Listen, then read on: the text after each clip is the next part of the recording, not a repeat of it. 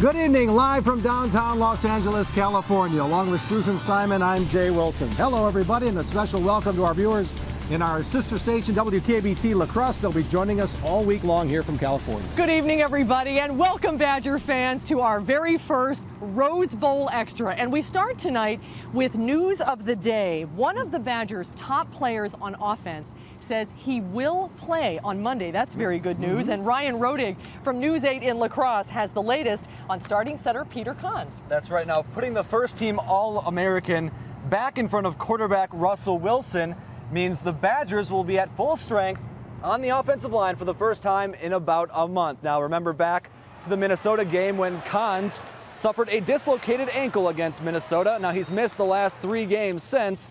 With his return, Wisconsin gets an experienced player back who has started 30 games over the last 3 years. And, of course, the junior announced that he would play in very Kahns-like fashion. You're darn right I am. Yeah, I feel good. It's okay, you can laugh. It's just the media. Yesterday, you know what, I got hit in the ankle sometimes, and there was no excessive pain. I didn't have to pull myself out of practice once. I'm feeling pretty good, and I can't wait to play in the Rose Bowl because it's like a dream come true. I mean, who can say they can play twice? It looks like he's doing pretty well. You know, I can't really tell 100% or 90%. You know, from what I can tell, he's done pretty well. It does help to, you know, kind of get the position set. You know, hopefully a week before the game, so everybody can kind of get set in their positions. So for Kahns, the injury questions are over, but I have a feeling he's going to be fielding a lot of other kind of questions this week as far as whether he will or will not enter the NFL draft early as a junior. He's a big NFL prospect. Very good news. Great laugh, too. Yeah, infectious. Yes. Thank you, Ryan. Well, it is a bittersweet week for one of the Badgers' coaching staff as longtime Madison resident Paul Chryst prepares to say so long to Wisconsin and hello to another opportunity. Yeah, Chryst, of course, will be the Badgers' offensive coordinator this week, and then next week will begin his new job, his first head coaching job at the University of Pittsburgh. The Chryst family has been rooted in Madison for a long time, and with 3 teenage children, it's certainly going to be tough for Paul and the family to leave town, but Chryst tells us today it's not goodbye, it's more like see you later. You know, we're fortunate, and Madison means a ton to us, and yet, you know, just because we're going, I mean, we still have a lot of those friends. You know, we're not maybe going to see them as a regular basis. We're not going to, you know, Mass at SMG, but at the same time, you know, we can build on what we've done with those people, and we're fortunate. Madison does mean a lot to us, and it's because of the people, and I think you'd be more grateful for the time you did get to spend than anything else.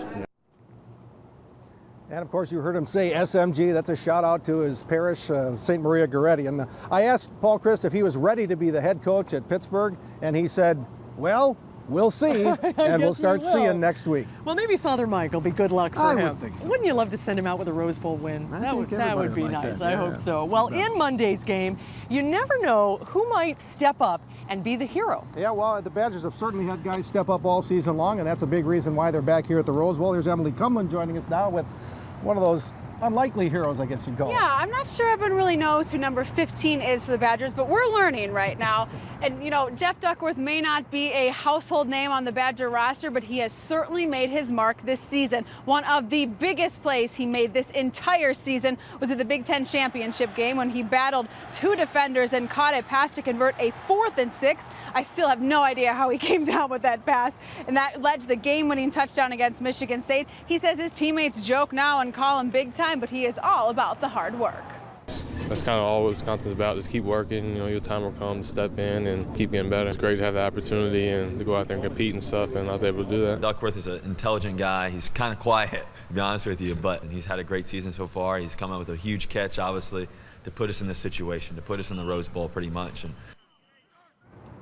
Duckworth had only 15 catches and 1 touchdown all season long, but don't be surprised if he comes up with a pretty big play in the Rose Bowl. Now, Duckworth is a pretty soft-spoken guy, but he says when it's his time to make a big play, he's going to be ready. Now, I know this may be corny, guys, but with a last name named Duckworth playing the Oregon Ducks, maybe he could come up big. Someone's a writer. Had to say it. Emily, thanks a lot.